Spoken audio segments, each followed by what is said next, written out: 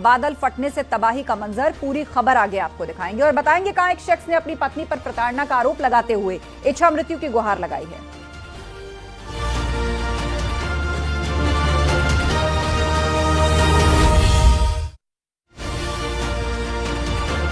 देश के अलग अलग राज्यों में मानसूनी बारिश से हाहाकार मचा है, तो वहीं उत्तराखंड के चमोली में बादल फटने की घटना सामने आई, जिसकी वजह से भारी तबाही हुई। प्रशासन के मुताबिक कोई जनहानि नहीं हुई है। राहत बचाव टीम मौके पर मौजूद है।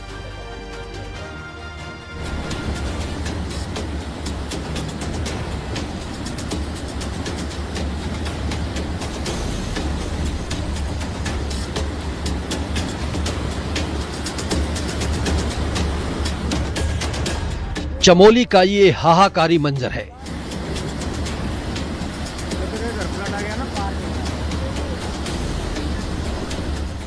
घरों के सामने सैलाब बह रहा है, जिसका शोर डराने वाला है।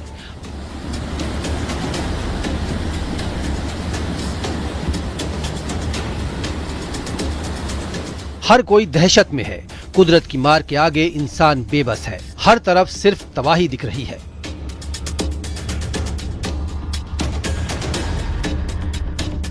गांव पानी की आगोश में है। कई घरों में मलबा घुस गया। चमोली के नंदा नगर घाट क्षेत्र में बादल फटने की घटना सामने आई है, जिसकी वजह से हालात बेहद ही खराब हो गए। कहा जा रहा है कि जहां पर नाला बहता था, बादल फटने के बाद उसने नदी से भी बड़ा आकार ले लिया और यही पानी गांवों में दाखिल होकर तबाही मचा रहा है। मोक्ष नदी उफान पर आ गई है, जिसकी वजह से सेरा गांव और मौक गांव सबसे ज्यादा प्रभावित हुए। यहां भारी नुकसान की आशंका है। लोग नींद की आगोश में थे। सुबह करीब 4 बजे के आसपास आसमान से ऐसी तबाही बरसी कि लोगों को संभलने का मौका नहीं मिला। स्थानीय लोगों के मुताबिक बादल फटने के बाद तेजी से पानी उनके घरों की तरफ आने लगा। मलबे के साथ आए पत्थरों से घरों में हलचल पैदा हो गई। उस वक्त कितना भयानक मंजर रहा होगा, ये अंदाजा लगाना ज्यादा मुश्किल नहीं है। लोग अपनी जान बचाने के लिए संघर्ष करते रहे, लेकिन सैलाब रास्ता रोक रहा था। कई घरों को नुकसान पहुंचा। घरों का सामान खराब हो गया। इसके साथ ही गौशालाएं भी चपेट में आ गई। सेरा गांव में तो लैंडस्लाइड की घटनाएं भी हो रही हैं। कई गांवों का संपर्क भी आपस में टूट गया, जिससे आम जनजीवन बुरी तरह प्रभावित हुआ। सूचना मिलने के बाद राहत बचाव की टीमें मौके पर पहुंची। इस त्रासदी की चपेट में आए लोगों को सुरक्षित जगहों पर ले जाने की कोशिश की जा रही है। नंदा नगर में सेरा गांव में अतिवृष्टि की सूचना प्राप्त हुई है, जिससे कि 2 गौशालाओं को नुकसान हुआ है और कुछ घरों में मलबा गया है। तहसील प्रशासन की टीम मौके पर है और नुकसान का जायजा ले रही है। जो भी आवश्यक कार्यवाही है वो की जा रही है। जिन घरों को शिफ्ट करना है उनको सुरक्षित स्थानों में शिफ्ट भी किया जा रहा है और पीडब्ल्यूडी द्वारा जेसीबी भेज के सड़क को खोलने का कार्य किया जा रहा है और बाकी कोई जनहानि या पशुहानि की सूचना अभी तक प्राप्त नहीं हुई है। बादल फटने के बाद बड़े इलाके में मिट्टी का कटाव हुआ है। 3 साल पहले भी यहाँ ऐसी ही घटना सामने आई थी। देश के अलग अलग राज्यों में मानसून जमकर बरस रहा है। पहाड़ों में भी इसका असर दिखना शुरू हो गया। बरसात के मौसम की शुरुआत में ही चमोली में भारी तबाही आई हुई है। नुकसान काफी बड़ा है। हालात सामान्य होने में काफी समय लग जाएगा। Bureau report, news 18, UP, Uttarakhand.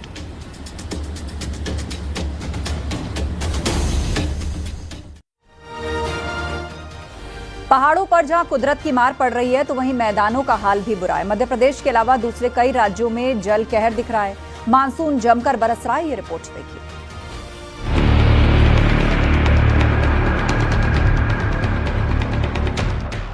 मानसूनी बारिश से उत्तराखंड से लेकर मध्य प्रदेश, गुजरात और दूसरे राज्यों में तबाही मची हुई है। छत्तीसगढ़ के बिलासपुर में पुल से गुजरने के दौरान कोयले से लदा ट्रक बह गया।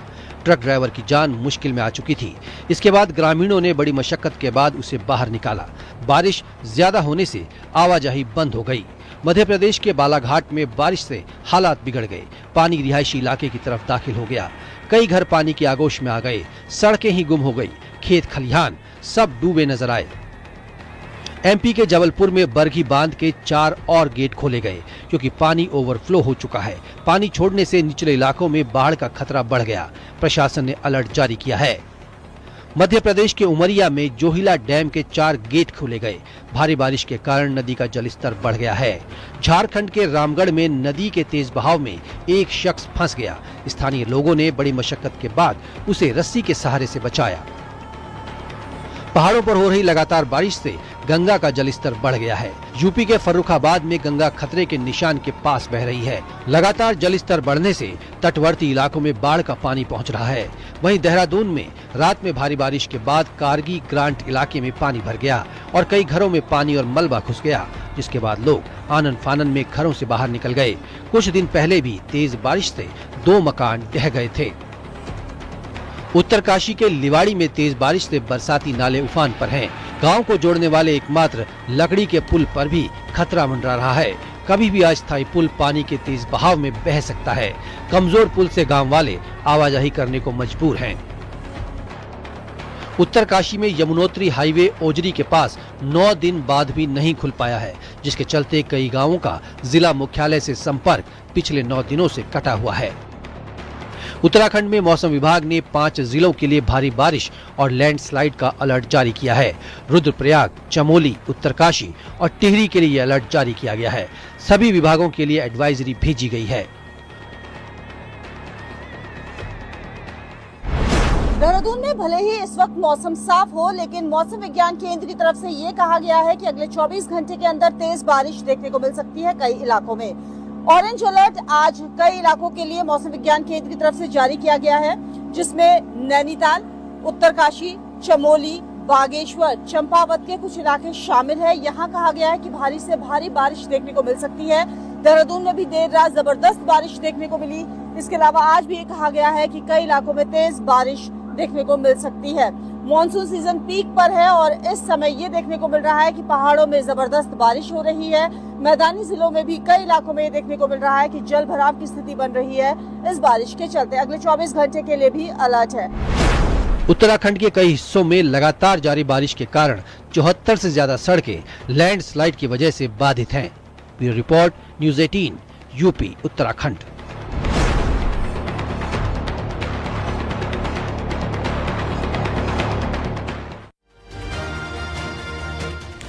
मुजफ्फरनगर से एक अजीबोगरीब मामला सामने आया है। यहाँ एक शख्स ने अपनी पत्नी पर गंभीर आरोप लगाते हुए इच्छा मृत्यु की मांग की है।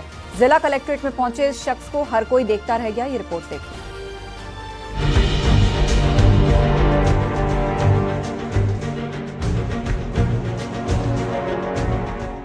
हाथ में बैनर लिए ये शख्स मुजफ्फरनगर के जिला कलेक्ट्रेट पहुंचा हुआ है और वहां पर मौजूद इस शख्स की नजर उस बैनर पर पड़ रही है। वो बेहद गौर से इसे देख रहा है। शख्स का नाम है सुमित और उसने अपनी पत्नी पर संगीन आरोप लगाए हैं। पत्नी से प्रताड़ित होकर वो इच्छा मृत्यु की मांग कर रहा है। बैनर में उसने राष्ट्रपति, प्रधानमंत्री और उत्तर प्रदेश के मुख्यमंत्री से गुहार लगाई है कि वो अब जिंदा नहीं रहना चाहता क्योंकि उसकी पत्नी उसे जीने नहीं दे रही। मामला गांधीनगर कॉलोनी का है। सुमित के मुताबिक उसकी शादी ठीक 1 साल पहले हुई थी और सुमित ने आरोप लगाया कि उसकी पत्नी इस शादी से खुश नहीं थी। शादी के दूसरे ही दिन उसकी पत्नी ने उससे कहा कि वो किसी और से प्यार करती है। पिछले 6 महीने से उसकी पत्नी ससुराल नहीं आई है और वो अपने मायके ही में रह रही है। सुमित ने ये भी कहा कि उसे घर वापस लाने की कई बार कोशिश भी की गई, लेकिन उसने आने से इनकार कर दिया और इतना ही नहीं, उसकी पत्नी ने कुछ लड़कों को भेजकर उसकी पिटाई भी करवा दी। पत्नी के पास शादी के बाद मुझे पता है, दूसरे दिन में ये मेरी पत्नी ये कहती है कि तुम मेरी पसंद का नहीं है, मैं दूसरे किसी और से प्रेम करती थी और मेरे मामा ने मेरी शादी जबरदस्ती तेरे साथ कर दी है। और शादी के बाद ही उसने मेरे साथ गाली गलौज करना, लड़ाई करना, झगड़े करना शुरू कर दिया था। शादी के 1 महीने बाद बहुत मेरे साथ मारपीट कर मारती पीटती थी। सुमित ने अपनी पत्नी के परिजनों पर भी इल्जाम लगाए। उसका कहना है कि उम्र उससे काफी ज्यादा है।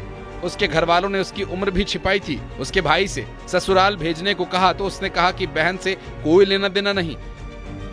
वहीं पत्नी पर घर से लाखों रुपया कैश और कीमती सामान ले जाने का भी आरोप है। हमारा रिश्ता कायम रखने के लिए मेरे पिता ने मुझे संपत्ति से बेदखल कर दिया ताकि हम दोनों में शांति बनी रहे, क्योंकि वह मेरे माता पिता को सबको गाली गलौज करती थी और कहती थी अगर तुमने हिस्सा नहीं लिया तो मैं तुझे जान से मरवा दूंगी, अपने यारों से पिटवा दूंगी।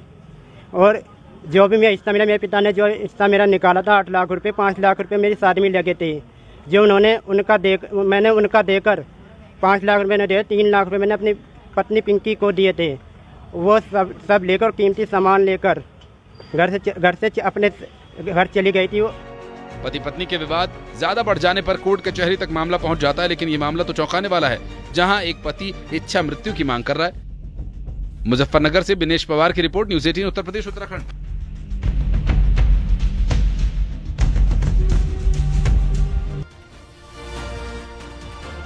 कानपुर का एक 100 साल पुराना चौराहा 20 फीट के गड्ढे में तब्दील हो चुका है, जिसे भरना मुश्किल होता जा रहा है। कहा जा रहा है कि यहां पर पीपल का पेड़ लगा हुआ था, जिसके गिरने के बाद ऐसी नौबत आई।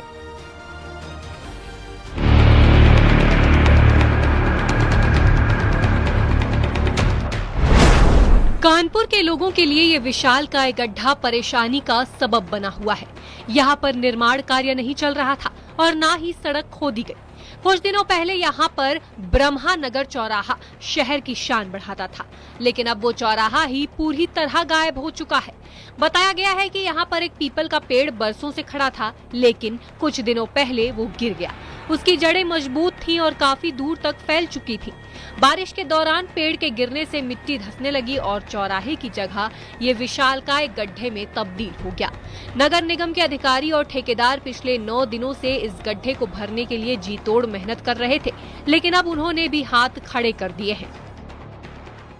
पिछले दिनों हुई बारिश में ये चौराहा धंस गया। ये अपने तरीके का एक पहला ऐसा मामला है जहां चौराहा ऐसा धंसा कि पिछले 9 दिनों से इस पर काम चल रहा है। आप देख सकते हैं लगभग 20 फुट तक ये चौराहा धंस चुका है और इसका पूरे रेडियस में जहां एक और नगर निगम की टीम लगी रही तो वहीं इसके फॉल्ट को ठीक नहीं कर पाई और ऐसे में अब दिल्ली से एक स्पेशल टीम मंगाई गई जो इसके जो फॉल्ट को ठीक कर सके। अगर बात की जाए अधिकारियों की, तो अधिकारियों की लगातार, क्योंकि अंग्रेजों के समय यहाँ ब्रह्मदेव का पेड़ लगाया गया था जो इस बारिश में धंसा और उसके बाद जहां तक आप कैमरे की नजर जा रही है, देखिए इनकी जड़ें आप देख सकते हैं पूरी तरह फैली पड़ी हैं और ये पूरी पाइपलाइन इसमें टूट चुकी है और ये रास्ते को पूरी तरीके से बंद कर दिया गया है।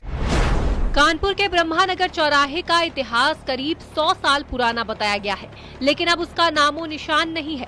इतना ही नहीं, गड्ढा अपना आकार बढ़ाता जा रहा है, जिससे लोगों में दहशत है। वहीं आसपास के मकानों को भी खतरा होने की आशंका है।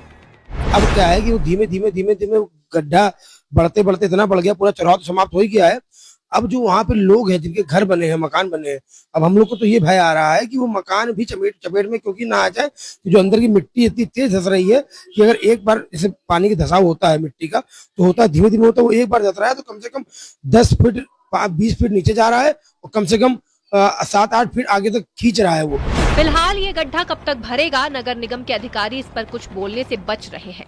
ये पहला ऐसा फॉल्ट होगा जो 8 दिनों में ठीक नहीं हो पाया, जिसके लिए दिल्ली से स्पेशल टीम मंगाई गई और ऐसे में बैरिकेड कर दी गई है, चारों तरफ बल्लियां लगा दी गई है ताकि क्योंकि जो सिरा और धसक रहा है उससे कोई हादसा ना हो सके। आशीष पांडे के साथ अमित गंजू, न्यूज़ 18 कानपुर।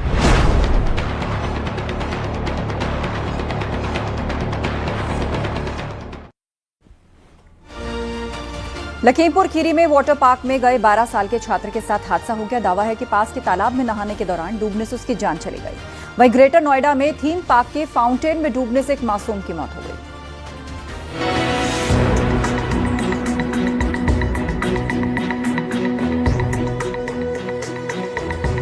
लखीमपुर खीरी में वाटर पार्क के उद्घाटन के दिन ही हादसा हो गया। 12 साल का अयान स्कूल से घर वापस लौट रहा था। वो अपने दोस्तों के साथ वाटर पार्क में पहुंचा था। कहा जा रहा है कि वो वहीं पास में तालाब में नहाने जा रहा था, लेकिन इसी दौरान उसकी तालाब में डूबने से मौत हो गई। इसके बाद तो मौके पर हड़कंप मच गया।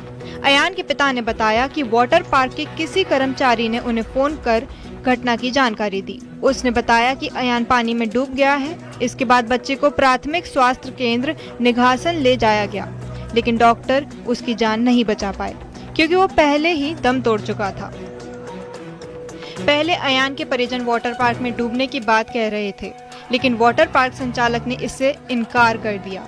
उसके मुताबिक तालाब के पास तैनात कर्मचारी ने अयान और उसके दोस्तों को नहाने से मना किया, लेकिन वो नहीं माने और इसी दौरान ये हादसा हो गया। हमें खबर, यहाँ फोन आया मेरे पास, फिर हम लोग गए तो वो गाड़ी में लाद चुके थे अपनी, फिर वो रोके भी नहीं रास्ते में, फिर पेट्रोल पंप पे जब पहुंचे तेल डलवाने, तब गाड़ी रुकी, तब हमने देखा बच्चे को, तो ऐसा महसूस हो रहा था कि जीवित है। फिर अस्पताल लेके गए निगासन। भाई यहाँ डेड हुआ है, उसको बिलराय से लाया गया था, कहीं वाटर पार्क में नहाने गया था, वहाँ क्या हुआ इसकी जानकारी नहीं। यहाँ पास एक डॉक्टर है TN सिंह। वहीं ग्रेटर नोएडा में 8 साल के मासूम बच्चे की फव्वारे में डूबने से मौत हो गई। घटना ग्रेटर नोएडा के सेक्टर P3 के थीम पार्क की है। सूचना मिलने के तुरंत बाद पुलिस मौके पर पहुंची। बाद में बच्चे को अस्पताल ले जाया गया, लेकिन डॉक्टरों ने उसे मृत घोषित कर दिया। बच्चा शाहजहांपुर का बताया गया है, जो ग्रेटर नोएडा में अपने माता पिता के साथ रहता था। पुलिस के मुताबिक बच्चा पार्क में भटक गया था और वो फव्वारे के पास खेल रहा था, लेकिन इसी दौरान ये हादसा हो गया। Bureau report, news 18 UP Uttarakhand.